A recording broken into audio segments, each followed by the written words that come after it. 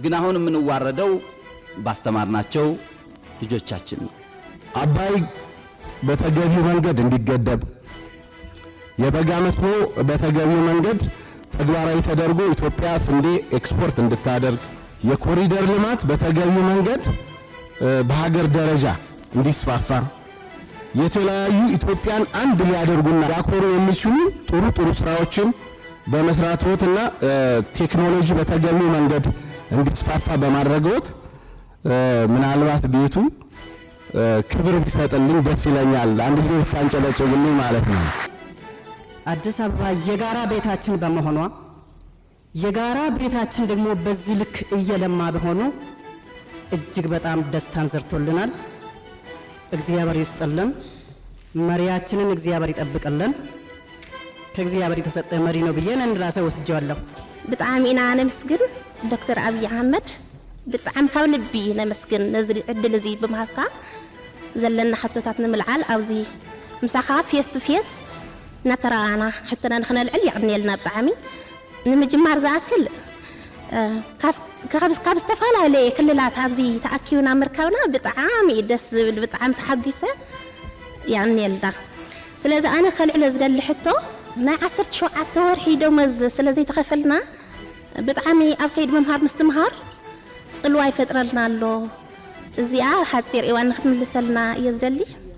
ቴንክ ዩ ቨሪ ማች። ሰላም ጤና ይስጥልን የሚዲያችን ተከታታዮች፣ ይህ ኢትዮ አዲስ ዴይሊ ነው።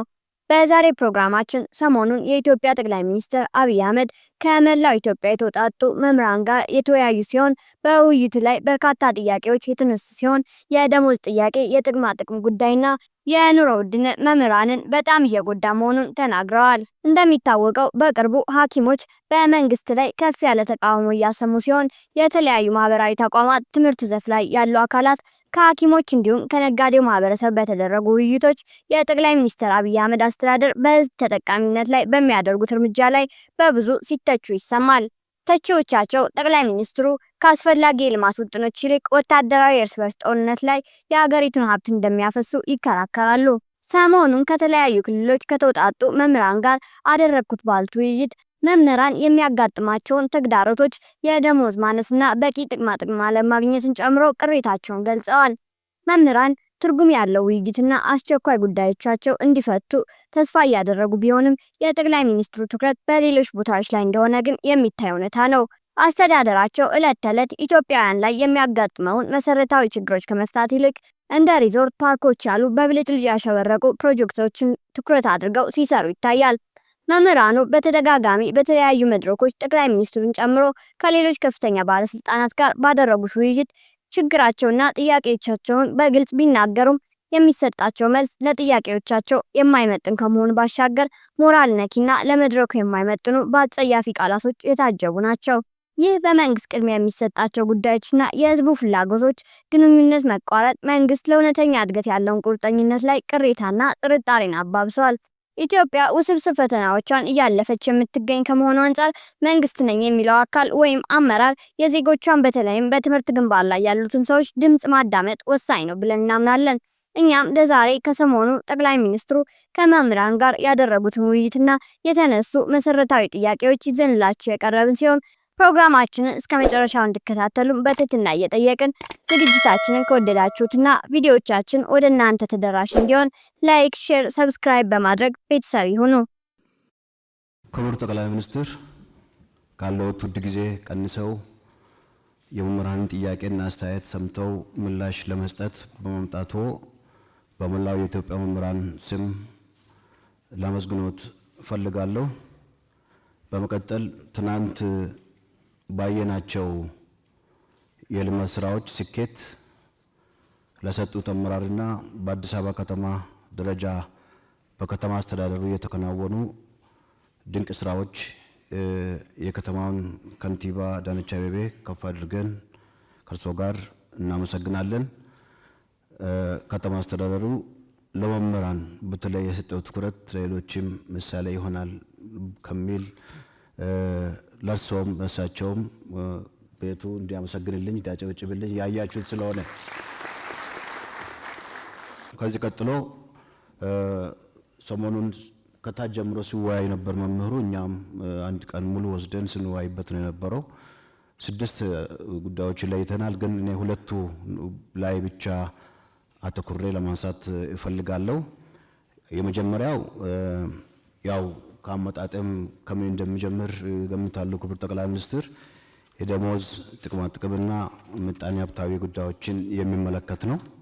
ስለዚህ ዘርዘር አድርጌ ለማቅረብ ያህል የሙያውን ክብር የሚመጥን የኑሮ ውድነቱን መቋቋም የሚያስችል የመምህራን ማህበር ያሳተፈና በጥናት ላይ የተመሰረተ ደሞዝ ጭማሪም ሳይሆን ማስተካከያ ከወቅቱ ሁኔታ ጋር የሚል አንዱ በጣም በስፋት ሁሉም በሚባል ደረጃ ያነሱት ጉዳይ ነው። በከፍተኛ ትምህርትም በአጠቃላይ ትምህርትም በነገራችን ላይ እዚህ ተሰባሰብነው ከከፍተኛ ትምህርትና ከአጠቃላይ ትምህርት የመጣን መምህራን ነን። ሌላው ከመኖሪያ ቤት መስሪያ ቦታ ጋር የሚያያዝ ነው። እዚህ ጋር በተለይ የዩኒቨርሲቲ መምህራን ተደጋጋሚ ሲነሳ የነበረ እርሶም የሚገነዘቡት አቅጣጫ የሰጡት የሚመስለኝ ግን በብዙ ቦታ ተግባራዊ ያልተደረገ ጉዳይ አለ። ከቀረጥ ነፃ አገልግሎት ጥያቄ ተነስተዋል። ከትርፍ ሰዓት ክፍያ ጋር ተያይዞ የተነሱ ጥያቄዎች አሉ። ከነፃ ሕክምና ጋርም እንደውም ከጡረታ ስንወጣ መምህራን ከደሞዛችን ጋር ቢሆን የሚል ጠንከር ያለ ጥያቄ ቀርቧል። ከፍተኛ ትምህርት መምህራን የደረጃ እድገት አላቸው፣ ግን እነሱን ተጠቃሚ በሚያደርግ አግባብ የሚታይበት ሁኔታ እነዚህ ጠቅለል ተብሎ የተነሳ ጉዳይ ነው። ቢሆን ተብሎ የተነሳው የታክስ ጣሪያ ቢታይልን ዝቅ ቢደረግ የሚል ነው። በዝቅተኛ ወለድ ብድር ማግኘት ብንችል እስካሁን ያልተፈቀደ ዩኒቨርሲቲ መምህራን ቅድም እንደጠቀስኩት መኖሪያ ቤት ጋር ተያይዘው ያለው የትርፍ ሰዓት ክፍያዎች መሻሻያ የተወሰነ መሻሻያ ተደርጓል። ግን ወቅቱን ያገናዘበ ሁኔታ በሆነ ሁኔታ ቢሻሻልና እሱም ከታክስ ነፃ ቢደረግ የሚል ነው። የቤት አበል ድጎማ ነው የሚከፈለው፣ ሙሉ የቤት ክፍያ አይደለም። ከዛች ድጎማም ቀረጥ ትቀነሳለችና እሷም ብትነሳ የሚል ጠንከር ያለ ሀሳብ ቀርቧል። በአጠቃላይ በሁሉም ደረጃ የጎንዮሽ እርከን ጭማሪ ከቅድመ መደበኛ እስከ አጠቃላይ ትምህርት እንደምናውቀው የጎንዮሽ እርከን ጭማሪ ሰንጠረዥ ሲወጣ ሁለት ዓመት ብሎ ይሄዳል። ግን ምንም ወደ ጎንዮሽ ከቆመ ወደ 10 ምናምን ዓመት ሆኖታል ከ94 ዓመት ወዲህ። እሱም ጠንከር ያለ ጥያቄ አለ። ምክንያቱም ሁሉንም አንድ ቦታ ጠቅልሎ ያስቀመጠ አገልግሎትን መሰረት ያደረገ አሰራር ውስጥ ነው ያለ ነውና ማለት ነው። የመምህራን ማትጊያ ስርዓት ፓኬጅ እንዲዘጋጅ በጥናት ላይ የተመሰረተ ለማለት ያህል ነው። ሴክተራችን ብዙ ጊዜ ከሲቪል ሰርቪስ መመሪያ ጋር አዋጆች፣ ደንቦች ጋር ስለሚታይ የሚመጡ ጥያቄዎችን መመለስ አልተቻለም። የመምህርነትን ሙያ ልዩ ባህሪ እርሶም እንደጠቀሱት ሰፊው ማህበረሰብ ክፍል 1/3ኛውን ነው የሚይዘው የትምህርት ሴክተሩ። ያን ያገናዘበ የራሱ ከሲቪል ሰርቪስ ኮሚሽን ወጥቶ የራሱ የመምህራን ኮሚሽን ቲቸር ሰርቪስ ኮሚሽን እንዲቋቋም ይሄ እንደዚህ ዓመት ሆኖታል ጥያቄው ቀረበውና እሱ ቢታይልን ነው አንዱ። ሌላው በዚህ ስር ያነሳ ነው የመምህራን ልጆች ከትምህርት ቤት ክፍያ ነፃ የሚለው ነው። አንድ ሰው ሰርቪስ ከሚሰጥበት ተቋም ለሰርቪስ ክፍያ ማድረግ የለበትም። ስለዚህ ከመደበኛ ጀምሮ እስከ ዩኒቨርሲቲ ድረስ የመምህራን ልጆች ከትምህርት ቤት ክፍያ ወይም ከኮስት ሼሪንግ ነፃ የሚሆኑበት ሁኔታ ቢታይልን የሚል በጣም በስፋት ተነስተዋል። ሁለተኛ የማነሳው ከትምህርት ግብዓትና መሰረተ ልማት ጉዳዮች ጋር የተያያዘውን ነው። የትምህርት ግብዓትና መሰረተ ልማት እንደሚታወቀው እኛ የትምህርት መረጃ መሳሪያ ብለን የምናነሳቸው ለትምህርት ጥራት መሻሻል ከፍተኛ ሚና ይጫወታሉ። ስለዚህ ከፍተኛ ትኩረት ይሻል። ሁላችንም እንደምናውቀው በእርሶ አነሳሽነት የትምህርት ለትውልድ ንቅናቄን መሰረት አድርጎ ከፍተኛ በቢሊዮን የሚቆጠር ንቅናቄ ተደርጓል። ይሄ የተጀመረው ጥሩ ጅምር ከማዕከል ጀምሮ እስከ ትምህርት ቤት በተጠናከረ ባልተቆራረጠ ሁኔታ እንዲቀጥል በእኛም በኩል የጎ ፐብሊክ ፈንድ ኤጁኬሽን የሚል ካምፔን ዓለም አቀፍ ካምፔን አለ። እሱን ጎን ለጎን እያስከነው ነው። ይሄ ተጠናክሮ እንዲቀጥል ለማንሳት ነው።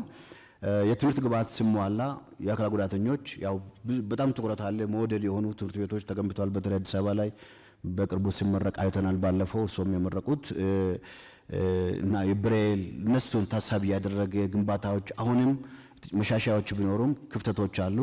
የምልክት ቋንቋ እነዚህን ከግንዛቤ ያስገባ እሱም ቢታይ ግብአት ከማሟላት አኳያ ለማለት ነው። ከአትራፊ ድርጅቶች እና ኢንቨስተሮች በብዙ ሀገሮች እንደተለመደው ለትምህርት ፈንድ ያደርጋሉ፣ ይሰጣሉ። ኢንቨስተሮች እዚህ ሀገር ለትምህርት መክፈል አለባቸው። ታክስ ሊሆን ይችላል። የሆነ መመሪያ ጠንከር ያለ ነገር ቢወጣ ፍላጎት አለን። ምክንያቱም ፋይናንስ በጨመረ ቁጥር ጥራትን ለማሻሻል በጣም ጠቃሚ መሆኑን ሁሉም ስለሚገነዘብ ማለት ነው።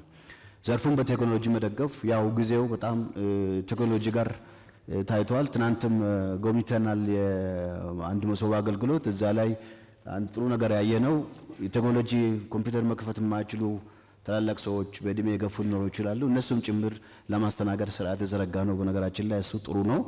ግን ደግሞ ወደፊት እና አሁን ቴክኖሎጂ በጣም አስፈላጊ የሆነ የመጣ ስለሆነ መሰረተ ልማቱ ዝርጋታ በጣም ያስፈልጋል። መብራት በተለያዩ ገጠሪቱ አካባቢዎች ያው ህዳሴ ግድብ መብራት እየመጣ ነው። ሁሉም እያንዳንዱ ቤት ይገባል ብለን እናስባለን። ግን ደግሞ ዛሬ እንፈልጋለን ተማሪዎች በዛ እንዲያጠኑ መምህራን አክሰሲብል እንዲሆን ኮምፒውተሮች፣ ታብሌቶች፣ ኢንተርኔት እነዚህ አክሰሰሪዎች ሁሉ በደንብ በትኩረት እንዲታይ ነው የተሰራ መሆኑን እንገነዘባለን። ግን በጣም አሁንም ትኩረት ይሻል። በመጨረሻ በዚህ ዘርፍ ማነሳው ከትምህርት ቤቶች ግንባታና ማስፋፋት ጋር በተያያዘ ነው። የትምህርት እድገትና ልማት ወሳኝነትን የሚመጥን በጀት እንዲመደብ ነው የምንፈልገው። በቀዳሚ እመቤት የተገነቡ 30 ሁለተኛ ደረጃ ትምህርት ቤቶች ቀላል አይደሉም። 30 ሺህ የመጀመሪያ ቅድመ መደበኛ ትምህርት ቤቶች ግንባታ፣ የአንደኛ ደረጃ እና ቅድመ መደበኛ ተማሪዎች የሚገባ በጣም የሚያበረታቱ ጥሩ ነገሮች አሉ። እሱ እንዳለ ሆኖ አሁንም ግን በተለይ በገጠር አካባቢ የእንስሳትን ከብቶች ተከትሎ የሚሄዱ ህጻናት አሉ። እነሱን ተደራሽ የሚያደርግ የትምህርት አቅርቦት አሁንም ትኩረት ተደርጎ ቢሰራበት ለማለት ፈልጋለሁ። ስለተሰጠኝ እድል ከልብ አመሰግናለሁ። ክቡር ጠቅላይ ሚኒስትር ሊያወያዩን ስለወደዱ ትውልድ ለመቅረጽ በሚወጡ በሚወርዱ መምህራን መላ መምህራን ስም ላመሰግኖ እወዳለሁ። ምስጋና ብታቀርቡልኝ ደስ ይለኛል። የምንወያየው በአንድ በኩል የጠፋን ስልጣኔና ትውልድ ያስገኛልና ተግታችሁ ተማሩ፣ በሌላ በኩል ደግሞ ስጡኝና የሀገራችንን ገጽታ በአንድ ምዕተ ዓመት ልለውጠው ስለተባለለት ትምህርት ነው። ስለዚህ ታላቅ ጉዳይ ያሉኝን ሀሳቦች በሁለት አንኳር ነጥቦች ላይ ተመርኩሼ ለማቅረብ እወዳለሁ። እንግዲህ የሙያ ከበረ የሚባለው በብዙ መንገድ ቢሆንም ቅሉ አንደኛው እና ዋነኛው ግን የሙያውን ፋይዳ በሚመጥን አግባብ በሀገር ደረጃ በደማቅ ሁኔታ ማክበር ነው። እንግዲህ መምህርነት ሁሉንም ሙያዎች የሚወልድ ከሆነ የሁሉም ሙያዎች አባት ከሆነ ከሁሉም ሙያዎች በላይ ደምቆ ክብር ሊያገኝ ይገባዋል ብለን እናምናለን። ሌሎችም ሙያዎች ክብር ማግኘት እንዳለባቸው ብናውቅም ቅሉ ስለዚህ ይህን በሀገር ደረጃ በብሔራዊ ደረጃ ከፍሎ የሚከበር ደማቅ ቀን ቢኖረው የሚል ነው። ወደ ሁለተኛው አንኳር ነጥቤ ሲሄድ የዋጋ ግሽበትንና የኑሮ ውድነትን ይመለከታል። እንግዲህ የዋጋ ግሽበትና የኑሮ ውድነቱ በአጠቃላይ የመንግስት ሰራተኛውን በአመዛኙ መምህራንን እጅግ በጣም እያንገላታ እንዳለ የአደባባይ ሀቅ ነው። ስለዚህ እዚህም ጋር ትኩረት ተሰጥቶ እንዲሰራ መምህራን እንፈልጋለን ማለት ነው። እዚሁ ጉዳይ ላይ ሳልወጣ የስራ ዕድል ፈጠራን የሚመለከት ነጥብም ልጨምር። እንግዲህ መምህራን ከታች ጀምረን የምናስተምራቸው ተማሪዎቻችን የስራ ዕድል እንዲያገኙ እንፈልጋለን። ሶስቱን የስራ ዕድል ለመፍጠር ደግሞ በተለይ የስራ ባህልን ለማሻሻልና በፕሮጀክቶች አፈጻጸም ላይ እየተደረገ ያለውን ጥረት ከፍ ለማድረግ የስራ ባህል ለውጥ እንቅስቃሴ ሀገራዊ ጉዳይ ማድረግ ተገቢ እንደሆነ እናምናለን።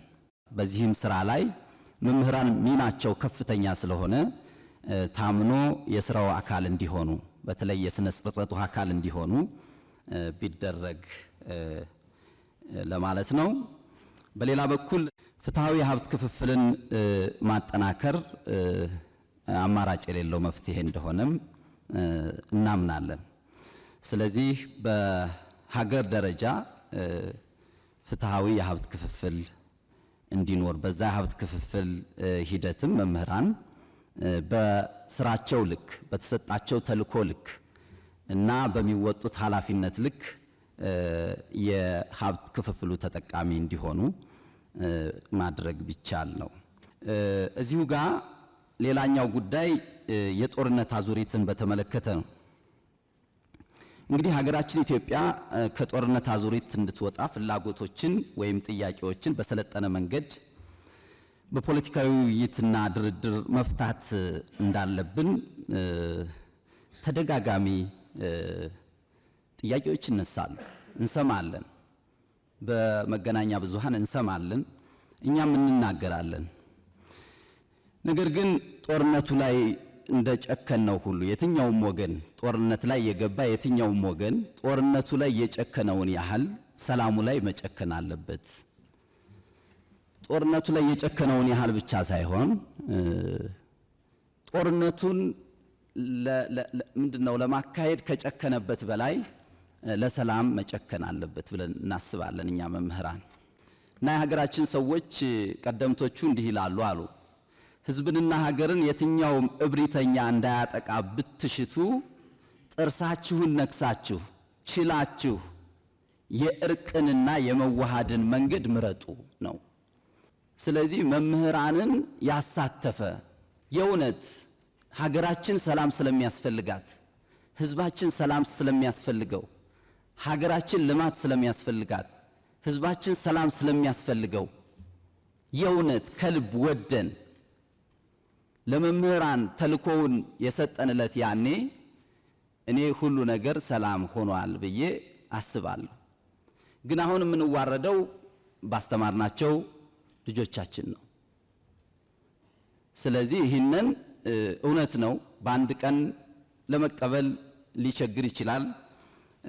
ነገር ግን ይህንን ከመሞከር ወደ ኋላ ባንል የሚል ነው።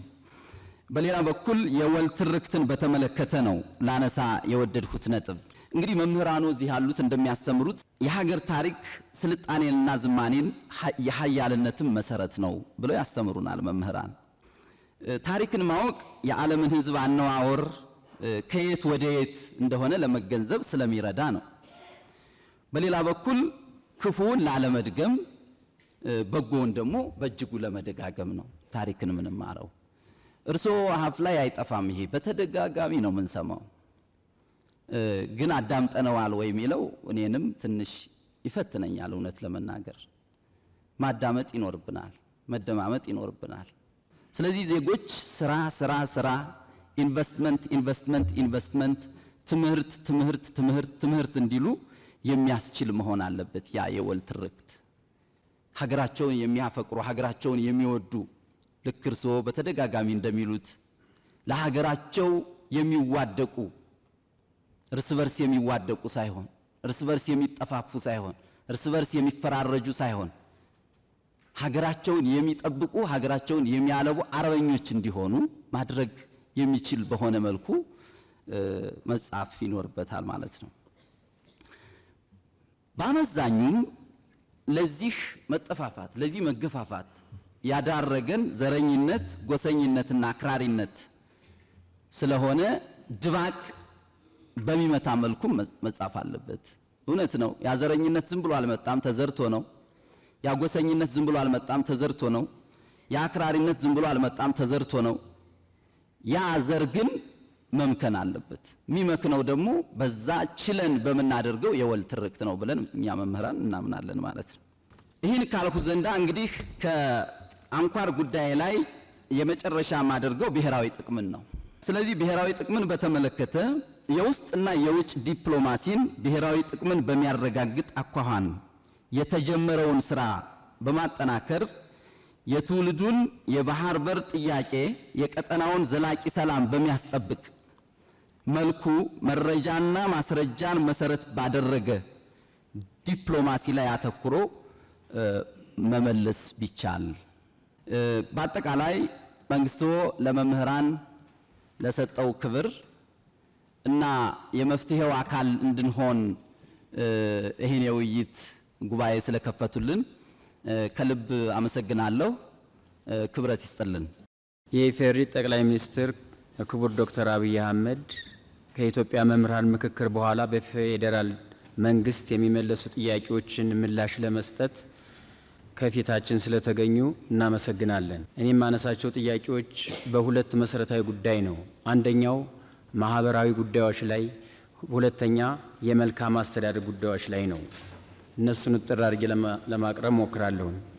የተለያዩ ሀገራዊ ፖሊሲዎች ሲቀረጹ የመምህራን ተሳትፎ ማነስ፣ ሰላምና የመምህራን የስራ ቦታ ደህንነት አለመኖር፣ ቀጥሎ በመምህራን ስም የሚቋቋም ባንክና ሆስፒታል አለመኖር፣ የመምህራን ባንክ መቋቋም፣ የግንባታ ድጋፍ መደረግ ቢችል የሚሉ ጥያቄዎች።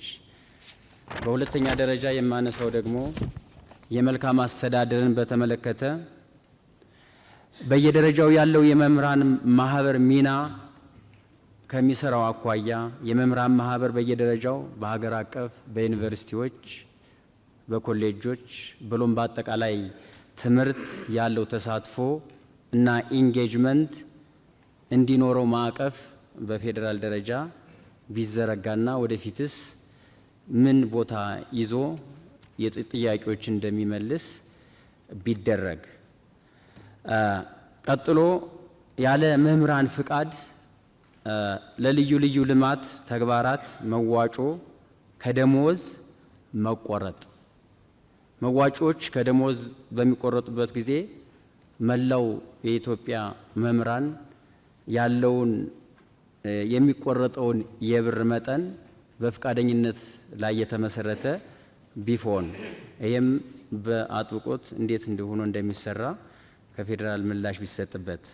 ሌላው በደሞዝ ማነስና በጥቅማ ጥቅም አለመከበር ምክንያት መምህራን ከስራ ገበታቸው መልቀቅ፣ የደሞዝ ማሻሻያው በሰፊው መምህራን ላይ ያላተኮረ መሆን፣ ጥቅማ ጥቅሞች ሙሉ በሙሉ መምህሩ ላይ ስላልተተገበሩ ቢተገበሩ፣ የመጨረሻው የሚጠየቁ ጥያቄዎች ወቅታዊ ምላሽ ቢሰጣቸው። ለጥያቄዎች ወቅታዊ ምላሽ አለመሰጠት በመላው ኢትዮጵያ ያሉ መምህራኖች አጭር ምላሽ በማይሰጣቸው ጊዜ የሚሰጡት ቅሬታ በሰፊው ስለሆነ እነዚህ ነገሮች ቢታዩ የሚል ጥያቄዎች አሉ። ከሞላ ጎደል ስለተሰጠኝ እድል አመሰግናለሁ። አመሰግናለሁ። የኔ ጥያቄ መምህራንን የሚመለከት ነው። በአብዛኛው በአሁኑ ሰዓት መምህራን በአግባቡ ኑሮውን ሊመራ የሚችል አስተማማኝ ደሞዝ የላቸውም፣ የመኖሪያ ቤት የላቸውም፣ ሙያቸውም በጣም በርካታው ሰው አያከብረውም። ይህ ሁሉ ነገር ደግሞ ስንመጣ ከሕክምና፣ ከደህንነት፣ ከሞራል፣ ከቴክኖሎጂ አጠቃቀም ከዛ በተጨማሪም ደግሞ መንግስት ያወጣው ያጸደቀው የጄጄ ክፍያ በወቅቱና በሰዓቱ እየተከፈላቸው አይደለምና ይህንን ነገር መንግስት በዘላቂነት ለመፍታት ምን አስቧል? ሁለተኛው ጥያቄ ለትምህርት ቤቶች ከሚመደብ በጀት አንጻር ነው። አሁን ላይ ያለው የትምህርት ቤቶች በጀት በ1996 ዓመተ ምህረት የተጻፈ መመሪያ ነው። ለአንድ ተማሪ 10 ብር ይመደብለታል። በ1996 ዓመተ ምህረት አንድ ደስታ ወረቀት 30 ብር ነበር። አሁን ላይ ደግሞ 1300 ብር ነው። ስለዚህ በጣም በርካታ ትምህርት ቤቶች አስተማማኝ በጀት የላቸው። አስተማማኝ በጀት ከሌላቸው ደግሞ ጥሩ ትምህርት ሊሰጡ አይችሉም። እኔ ከተማ አካባቢ ያሉ ትምህርት ቤቶችን ሳይሆን ምናልባት ክቡር ዶክተር አብይ ወደ ታች ያሉ ገጠራማ ቦታዎች ምንም አይነት በጀት የሌላቸው አለ። ስለዚህ እነዚህን ትምህርት ቤቶች ከመደገፍ አንጻር መንግስት ምን ያሰበው ነገር አለ? ከዚህ በተጨማሪ ከትምህርት ቤቶች ቦታ አንጻር ካርታ፣ የይዞታ ደብተር እንዲመቻችላቸው ከማድረግ አንጻር ምን የታሰበ ነገር አለ ነው ያሉት ጥያቄዎች እነዚሁ ነው። እሱን ሳላመሰግን ደግሞ መሄድ የሌለብኝ ሐሳብ ስላለ ሰዓት እንዳልበላ አንዲት ደቂቃ ሐሳቤን ገልጻለሁ። አባይ በተገቢው መንገድ እንዲገደብ፣ የበጋ መስኖ በተገቢው መንገድ ተግባራዊ ተደርጎ ኢትዮጵያ ስንዴ ኤክስፖርት እንድታደርግ፣ የኮሪደር ልማት በተገቢው መንገድ በሀገር ደረጃ እንዲስፋፋ፣ የተለያዩ ኢትዮጵያን አንድ ሊያደርጉና ሊያኮሩ የሚችሉ ጥሩ ጥሩ ስራዎችን በመስራትዎትና ቴክኖሎጂ በተገቢው መንገድ እንዲስፋፋ በማድረግዎት ምናልባት ቤቱ ክብር ቢሰጥልኝ ደስ ይለኛል። አንድ ጊዜ ታንጨለጭልኝ ማለት ነው። ምክንያቱም እኛ ኢትዮጵያውያን መሄድ ካለብን ጥሩ ነገሮችን አፕሪሼት አድርገን መስተካከል ያለባቸውን ደግሞ ሀሳብ ሰጥተን የነሱ ሀሳቦች ስንሆን መሪዎችም ይበረታሉ፣ የሚመጣውም እንደዛው ማለት ነው እና ሀሳብ ይሄ ነው። አመሰግናለሁ። እጅግ አድርጌ አመሰግናለሁ። በከፍሉ አልተነሳን ብዬ ያሰብኳቸውን ጉዳዮች አጠር አድርጌ እዚህ ጋር ለማስቀመጥ ነው የምሞክረው። ከትምህርት አጀንዳ ሳልወጣ አንዳች ነገር እዛ ጋር ለመጨመር በሙያዎች መካከል ያሉ ልዩነቶች ትውልዱ የመምህርነትን ሙያ በእጅጉ እንዲጠላ አድርጎታል። አንድ የሁለተኛ ወይንም የሶስተኛ ዲግሪ ያለው መምህር ያለው ክብርና አንድ በሌላ ሴክተር ላይ የመጀመሪያ ዲግሪ ያለው ሰው የሚሰጠው ክብር እኩል አይደለም። ክፍያም እኩል አይደለም። በተለይ ክፍያም በተመለከተ ሌላኛው ደግሞ በመሰረተ ልማቶች አካባቢ ትናንት ተዘዋውረን በአዲስ አበባ መስተዳድር አካባቢ ያየናቸው ደስ ብሎናል። በእውነት እኔ እንደራሴ ኢትዮጵያ ውስጥ ያለውም አልመሰለኝም። በእውነቱ እጅጉን ለመናገር የእግር ጉዞ አድርገን ነበር ተዘዋውረን ስናይ ነበረው። አንዳች ድካም ባልተሰማን ለምን ያልቃል የሚል ስሜት ሁሉ ነበረ ጉብኝቱ። ይህ ደግሞ አዲስ አበባ የጋራ ቤታችን በመሆኗ የጋራ ቤታችን ደግሞ በዚህ ልክ እየለማ በሆኑ እጅግ በጣም ደስታን ዘርቶልናል። እግዚአብሔር ይስጥልን። መሪያችንን እግዚአብሔር ይጠብቅልን። ከእግዚአብሔር የተሰጠ መሪ ነው ብዬ እንደራሴ ወስጄዋለሁ። ሌላኛው ደግሞ በመሰረተ ልማቶች ጉዳይ ላይ እዚህ እስከመጣን ዘንዳ የራሳችንን ጉዳይ ብቻ አንስተን ከምንሄድ የምንኖረውን ከማህበረሰቡ ጋር ተቀላቅለን ስለሆነ መሰረታዊ ልማቶች አካባቢ ላይ በአዲስ አበባ በሚለማው ልክ ክልሎች ላይ ክልል አካባቢ ያሉ ማህበረሰቦች ግንዛቤ ያላቸው ግንዛቤ በጣም ዝቅተኛ ነው። በዚህ ተዋረድ በየደረጃው ያሉ አመራሮች ከላይ ቢያዙልን። እውነተኛ አሁን ባለንበት አካባቢ ላይ ሆነን ስናይ እነዚህ አዲስ አበባ ላይ የሚደረጉ መሰረተ ልማቶች እንዴት በፈጠነ ሁኔታ መሄድ አለባቸው? አመራሮቹስ የበጀት አጠቃቀማቸውን እንዴት ማስተካከል አለባቸው? ማህበረሰብን እንዴት አነቃቅተው ነው? ሰውስ በገጠሩና በየክልሉ አካባቢ ያሉ ሰዎች የሥራ ባህላቸውን እንዴት ነው መቀየር የሚችሉት? ይሄ ተልእኮ በየደረጃው ላሉት አመራሮች ተሰጥቶ በእውነት ክትትልም ተደርጎ በየአካባቢው በየክልሉ በየወረዳውና ከተማ ቦርድ አገራችንን በጠበቅነው ልክ ትለማለች የሚል ሀሳብ ስላለኝ ነው። ለተሰጠኝ እድል እጅግ አድርጌ አመሰግናለሁ። በእኔ ልክ እናንተንም ወታደርንም በፓርላማ ሬኮግናይዝ ያደረገ መንግስት ያለ አይመስለኝም። ትናንት ቤተ መንግስት ጎብኝታችኋል። እኔ እዚህ ቢሮ ስመጣ ያኛውን ቤተ መንግስት ተውት፣ ይሄ ያለውበት ቦታ ምነግራችሁ 100% እውነት ነው። ከዚህ ወጣችሁ 5 ደቂቃ ወክ ብታረጉ ሽንት ቤት የምታገኙት ልክ እንደ ከተማ ውስጥ እንዳለ ቆሻሻ ቦታ እንደዛው መሄድ አትችሉም። በጣም የቆሸሸ በጣም የሚያስጠላ ግቢ ነው። ይሄንን ከሰራን በኋላ እንደምታውቁት ይሄንን ግቢ የሰራነው ለምነን ነው። ከምንም የታዝነቲንግ ቱዱ ከመንግስት በጀት ጋር። እዚህ ግን 1 ሚሊዮን ሰው ነው በአመት የጎበኘው ዩኒቲ ፓርክ። ብር አገኘን። በእኛ ብር ፈረንሳዮች አገዙን፣ ፕራይቬት ሴክተር ጨመርንና ታች ደግሞ ሄደን ገነባን። ምን ገነባን? ታች ቪዲዮ አይታችሁ ከሆነ መድገም አያስፈልግም። ሰው የጠላት ገንዘብ እንኳን ቢሆን እንደዛ አድርጎ አይጥልም። እንኳን የራሱን የሀገሩን ታሪክ ተውና የጠላት እንኳን ቢሆን ከማረከ በኋላ ወልወል አድርጎ ይጠቀምበታል። ይሄ ግን የኛ ሀብት ነው። እዛ ያያችሁት ወርቅ እኮ የማንም መንግስት ወርቅ አይደለም፣ የኢትዮጵያ ወርቅ ነው።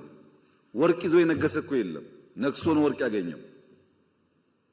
እንዴት ሰው የራሱን ታሪክና ሀብት አቆሽሾ ይጥላል? ትክክል አይደለም። እዛ ታሪክ ውስጥ የማይመች ጉዳይ ሊኖር ይችላል፣ እንማርበታለን።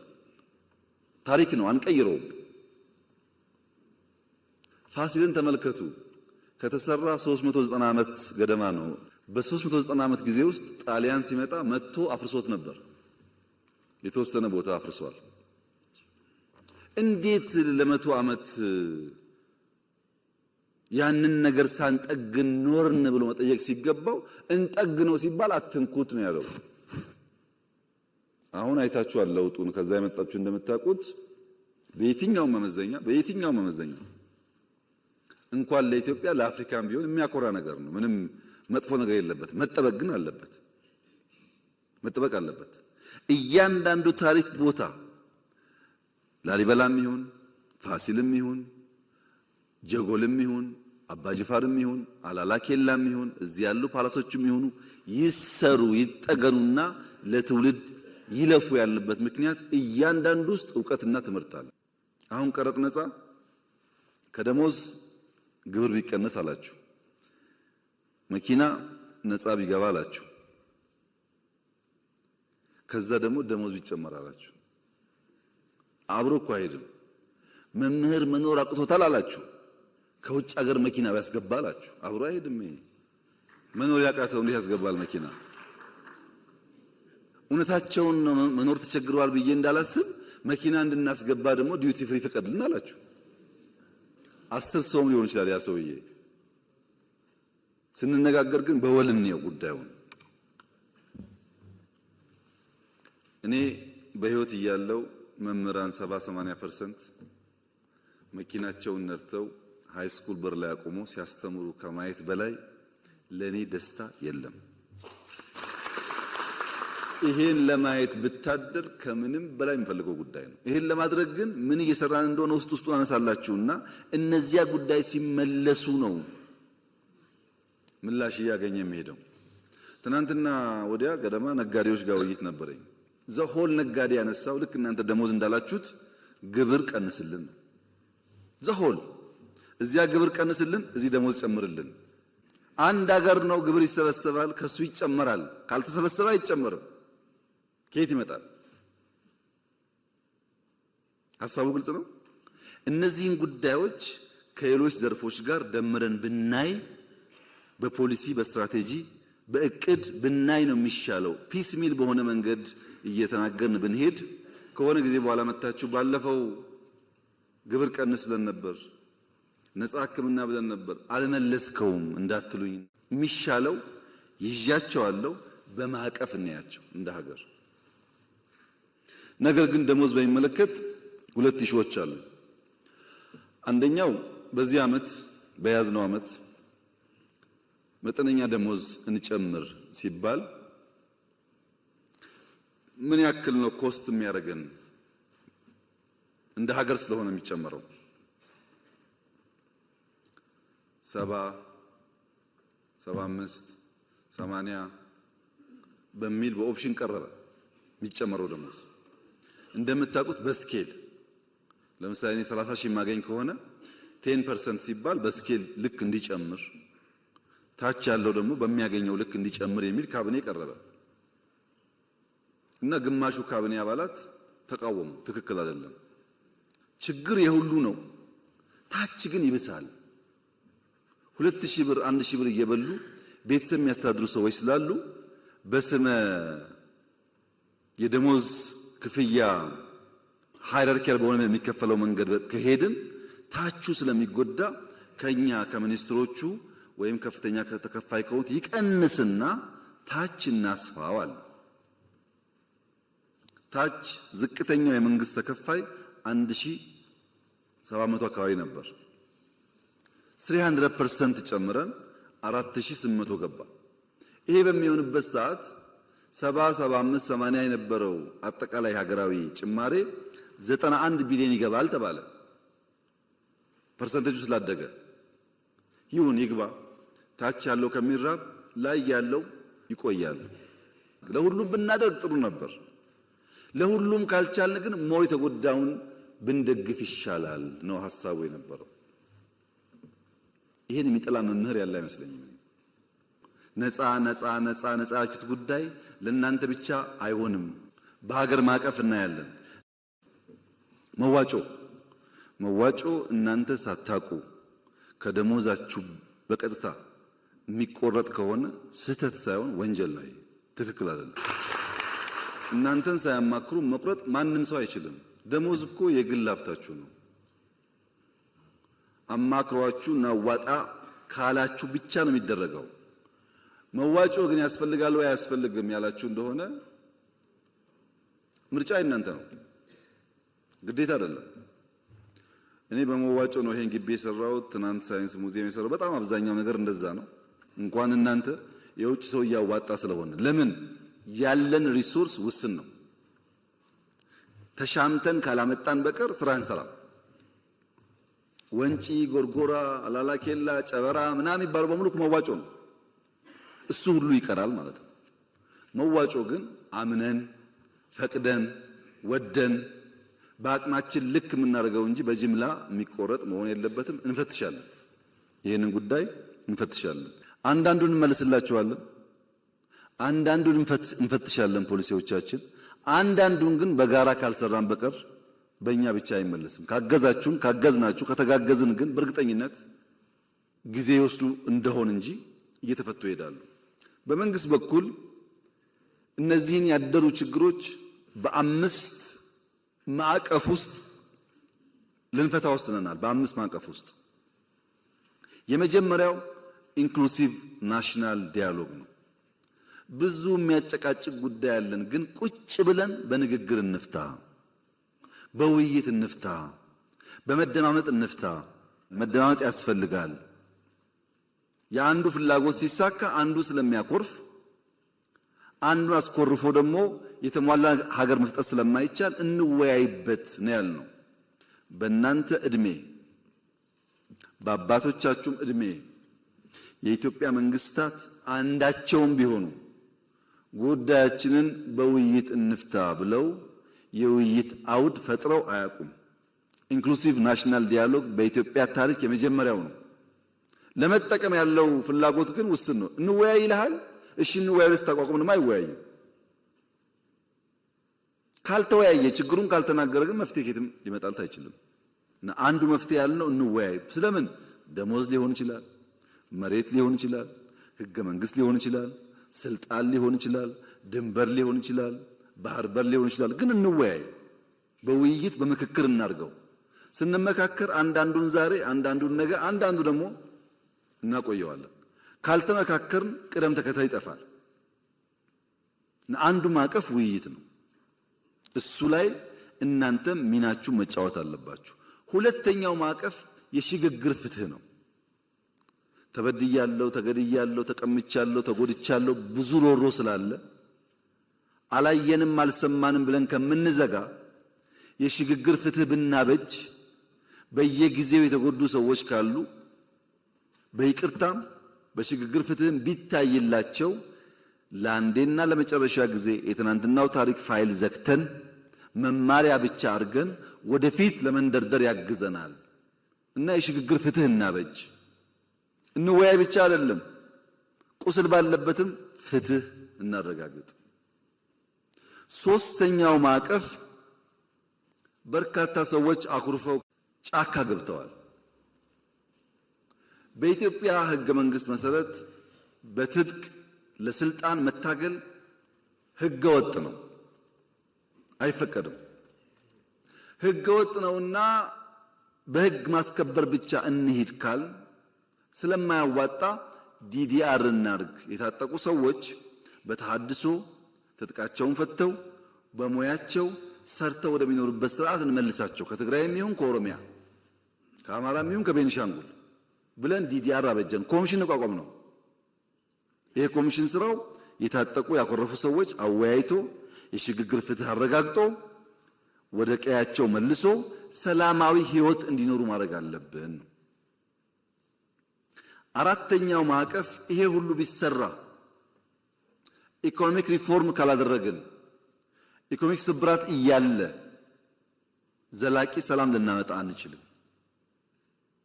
ሪፎርሙ ደግሞ እንደከዚህ ቀደሙ ግብርና መር ብንለው አያዋጣም።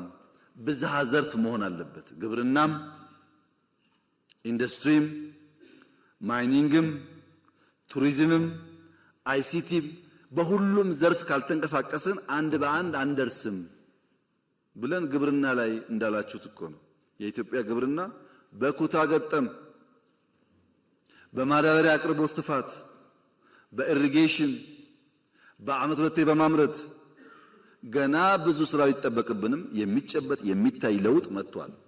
መካድ አይቻልም። በቡና በስንዴ በሩዝ መጥቷል። ገና ግን ብዙ ስራ ይጠበቅብናል። ጥያቄ የለውም። እሱ ያልታረሰ ቦታ ሰፊ አለን፣ ውሃ አለን። በስፋት በኩታ ገጠም በማሽነሪስ ምርታማነት ማሳደግ አለብን። ጅማሮ ግን ተስፋ ሰጪ ነው። በኢንዱስትሪም እንደዚሁ ነው። በቱሪዝም ትናንት እንዳያችሁት ነው። በጣም በርካታ ስራ ተሰርቷል። በአይሲቲም ተሞክሯል። እንደዚሁ ማይኒንግ ከዚህ ቀደም የተዘነጋ ሴክተር ነው። በዚህ ዓመት ለመጀመሪያ ጊዜ ላለፉት ብዙ አስርተ ዓመታት በኢትዮጵያ ውስጥ ነምበር 1 ኤክስፖርት ቡና ነው። ከቡና ቀጥሎ ያሉት ተደምረው ወደ ቡና አይጠጉም። ዘንድሮ ግን በኢትዮጵያ ኤክስፖርት አንደኛው ወርቅ ነው። ስለዚህ ማይኒንግ ያስፈልጋል ማለታችን ሰርቷል ማለት ነው። ከለውጡ በፊት እኔ ኮንታ ስመጣ 1 ኪሎ ግራም ሲሚንቶ ኮይሻ አልነበረውም። 1 ኪሎ ግራም ፕሮጀክቱ አለ፣ ካምፕ አለ። 1 ኪሎ ግራም ሲሚንቶ ለግድብ ግን አልተሰራም። አሁን ግድቡ እሱ ሁሉ ገንዘብ ነው ከናንተ ላይ ተቀምጦ የሚሰራበት ማለት ነው። ልማት አለ። ይሄ ልማት ደግሞ ዓለምን እያስደመመ ነው ያለው። ባካችሁ አይናችሁን ግለጡ። ዓለም እኮ የተደነቀ ያለው በኢትዮጵያ ስራ ምን ለምን ትገረማላችሁ? ኮመርሻል ሎን ሳትወስዱ እዳ እየከፈላችሁ እንዴት ትለማላችሁ እኮ ነው ዓለም እያለ ያለው። እኛ ያልነው ምንድነው? ሀገራችን ነው ሱሙኒም 10 ሳንቲምም ከመምህርም ከውጭም ተሰብስባ ኢትዮጵያን የምትውለው አንድም ሳንቲም እኛ እያወቅን አትወጣም። ምን ለማው ለዚህ ነው። ይሄው የኃይለ ሥላሴ ቤተ መንግስት እኮ 50 ዓመት ተዘጋ። እሳቸው ሞቱ። ደርግ 10 ምናምን ዓመት ዘጋ። እዚህ ገባ አልፈልግም አለ የፊውዳል ስለሆነ። ኢህአደግ 20 ምናምን ዓመት ወይ 30 ዓመት ከኛ ጋር ተደምሮ ዘጋ። ከ50 ዓመት በኋላ ሰው አደሰላችሁ። ትውልድ ያድሳል። ዛሬ ጫካ ብሎ ቢሳደብ ዛሬ ምናምን ችግር የለውም። ትውልድ ባያዝ የለውም። በእውነት ያየዋል። ያኔ ሁሉም ታሪክ ይወጣል። ይልቁንስ እኔ ቢሮ ስገባ 59% የኢትዮጵያ ጂዲፒ ዕዳ ነበር። አሁን እኮ የውጭ ዕዳ 13 አድርሰነዋል። አትጠራጠሩ፣ በጥቂት ዓመታት ውስጥ ከ10 በታች ይሆናል። ዕዳ አናውርስም። አምስተኛው የሰራነው ተቋም ላይ ተቋም ሪፎርም ሎ ኢንፎርስመንት ኤጀንሲስ፣ ትምህርት ሚኒስቴር፣ ጤና ሚኒስቴር፣ ከተማ ሪፎርሞች ተቋማት ላይ ሲቪል ሰርቪስ ተቋም ካልተገነባ በቀር ስለማንሸክም ድሮና ዘንድሮ ሰላም ይለያያል። ድሮ ሽፍቶች ነበሩ ኢትዮጵያ ውስጥ።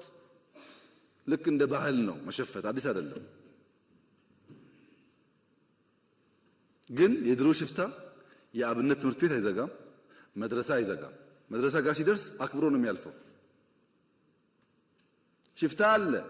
ያ ሽፍታ ግን የአብነት ትምህርት ቤት መዝጋትን አያምንም። ሽፍታ አለ። መምህርን ማገት ግን በፍጹም አይሞክርም። እንደተባለው ነው። መምህር ነኝ ከተባለ እለፍ ይላል እንጂ መምህር አያግትም። የአሁኑ ሽፍታ መምህር ማገት፣ ትምህርት መዝጋት፣ ተማሪ እንዳይማር መከልከል የትግሩ አካል ያደረገ ግን ደግሞ እታገልልሃለሁ የሚል ሆኖ መጣ። ኒው ቻሌንጅ ነው ይሄ። በመንግስቱ ኃይለማርያም ጊዜ ድፍን ኤርትራ ድፍን ትግራይ ውጊያ ነበር ታውቃላችሁ። ግን ወያኔም ይሁን ደርግ ትምህርት ቤት እንዝጋ ይሉ፣ ሃይማኖት ተቋማት ይከበራሉ፣ ትምህርት ቤት ይከበራል፣ ሽማግሌዎች ይከበራሉ፣ የሀገር ሽማግሌ ይከበራል። ይሄ ነበር ባህሉ። አሁን እንደዛ አይደለም። ይሄ አንደኛው ችግር ነው። ሁለተኛው ችግርስ መምህራን ዩኒቨርሲቲ መኝታ ቤት በነፃ ስለሆነ፣ ምግብ በነፃ ስለሆነ፣ ኮምፒውተር ዩኒቨርሲቲ ስላለ፣ ጊዜ ስላለው ተማሪ ያን የእውቀት ማድ የሚገኝበትን ሪዝኒንግ የሚያድግበትን ተቋም ጽንፈኝነት እንዲሰራፋበት፣ ውሸት እንዲስፋፋበት፣ ስድድብ እንዲበዛበት፣ ዕውቀት ሳይሆን ቅጥፈት እንዲፈበረክ አልፈቀድንም ወይ? አልፈቀድንም። በመንግስት ኢንተርኔት፣ በመንግስት ኮምፒውተር፣ በመንግስት ቢሮ ውስጥ ቅጥፈትና ውሸት እንዲሰለጥኑ አልፈቀድንም ወይ? we have to ask ourselves። ሁለተኛ መምህር የእውቀት አባት የተከበረው የተፈራው የተወደደው ሽማግሌው አስታራቂው የእውቀት አባትነቱን ጥሎ አልሸፈተም ወይ? አልሸፈተም። መምህር ስንቱን መምህር እኮ መልሰናል። በይቅርታ የሚያስተምሩ እኮ አሉ። ገብተው ወጥተው ሞክረው ሲያቀታቸው አሉ እኮ የተመለሱ የሉም። መምህር አይሸፍትም። መምህር ሽፍታን ክላሽ አስጥሎ ብዕር ያስይዛል እንጂ ብዕር ጥሎ ክላሽ አይዝም። እናንተም ተበላሻችሁ፣ ሽፍታውም ተበላሸ። የተበላሸ ሀገር መሆኑን ማመን ያስፈልጋል። የመጀመሪያው ይሄ ነው። እንዴት እንፍታው ነው አሁን ጥያቄው። እኛ ሶስት መንገድ ነው ያሰብነው። አንደኛው ሰላም ሚኒስቴር አቋቁመን አልነበረም ድሮ። ሰላም ያስፈልገናል፣ የሰላም ኮሚሽን ብለን በተቋም እንስራ የሰላምን ጉዳይ ብለን ከተቋሙ ባሻገርስ ቲፒኤልኤፍ ጋር ግጭት ሊጀመር ሲል እንደሚነገረው እኮ አይደለም። እኔ ያልሞቱ በህይወት ያሉ ሀብታሞች ሰብስቤ ትግራይ ሰብስቤ እባካችሁን እንዳንዋጋ፣ ትግራይ ውጊያ ይበቃታል፣ ሂዱና ለምኑ ልልኪያቸው አሉ። ትግራይ ሸኔ አልሞቱም አሉ በህይወት ሽማግሌዎች፣ ሴትና ወንድ ወለጋ ድረስ ልከናል። ሽማግሌዎች ሸኔ አንበርክኳል አሉ በህይወት፣ ሂዱ ባካችሁ ለምኑ ብለን ልከናል። ፋኖ በቲቪ አይታችኋል። ሽማግሌዎች ልከን ቄስ ሳይቀር አንበርክኳል። ባካችሁ ይቅር፣ አይጠቅምም፣ ማሸነፍ አይቻልም በዛ መንገድ፣ ጊዜ የምናባክነው ይቅር ብለን ሞክረናል። የሚታወቅ ፋክት ነው። አይ ሙከራ ብቻ ነው ደግሞ እንዳይባል በሰላም የሚገቡ ካሉ እጃችን ዘግተን እንቀበል ብለን ለምሳሌ የሌላውን ጊዜ ተውትና ትናንትና ከጉጂ የዛ አካባቢ ኃላፊውና ወታደሮቹ ትናንት ሰጥተዋል እጃቸው በድርድር። ትናንትና በየቀኑ 70 80 ምናምን ይሰጣል ከሁሉም ክልል። ቤኒሻንጉል ገብተዋል፣ አፋር ገብተዋል፣ ከአማራ ብዙ ይገባሉ፣ ከኦሮሚያ ይገባሉ። ከሶስት ወር በፊት ደግሞ ታውቃላችሁ እዚህ ሸዋ አካባቢ ምዕራብ ገብተዋል። ክፍት ነው። ገብተዋል ብቻ ነው እንዴ? አይደለም፣ ሹመኞች ናቸው። በኢትዮጵያ ታሪክ ተቃዋሚም ቢሆን ፋይዳ ካለው ዕውቀት ካለው ባሸንፍም አብሬ ልስራ ያለ መንግስት ነው። ከዚህ በላይ ማስተዋል ምን ከየት አመጣለሁ? አድርገናል እኮ እነ ሸኔ የገቡ በቅርቡ ከዚህ ከሸዋ አሁን እኮ ኦሮሚያ አመራር እኮ ናቸው። አሁንም የሚጠቅም ነገር ያለው ሰው ከመጣ እኛ ክፍት ነን። ለሱ አይደለም ለኔ አይደለም ለኢትዮጵያ ሲባል ጠቅላይ ሚኒስትርነትሳ እሱ ነው ጸቡ ካላችሁኝ እውነት እላችኋለሁ በሰላማዊ መንገድና በምርጫ እስከሆነ ድረስ ጠቅላይ ሚኒስትር ችግር የለውም። መጥፎ የሚሆነው እኔ ብቻ ነኝ የምችለው እናንተ አትችሉ ምናምን እሱ ጥሩ አይደለም። ከሱ ውጭ ግን በንግግርና በውይይት ችግር የለም።